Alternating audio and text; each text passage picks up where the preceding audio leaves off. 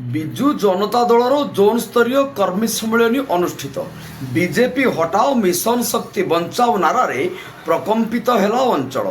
Bahanaga block Gopalpur Satyabhama କଲ୍ୟାଣ ମଣ୍ଡପଠାରେ 18 number ଜୋନ୍ର ବିଜେଡିର zone ସ୍ତରୀୟ କର୍ମୀ ସମ୍ମିଳନୀ ଅନୁଷ୍ଠିତ ହୋଇଯାଇଛି।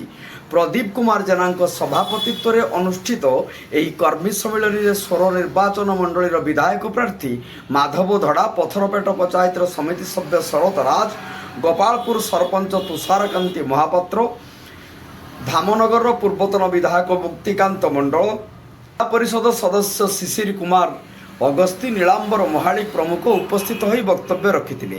ଏଥିରେ ଜୋନ୍ର ସ୍ତରରୁ ବହୁ ସଂଖ୍ୟାରେ ମହିଳା ଓ ପୁରୁଷ ଉପସ୍ଥିତ ରହିଥିଲେ।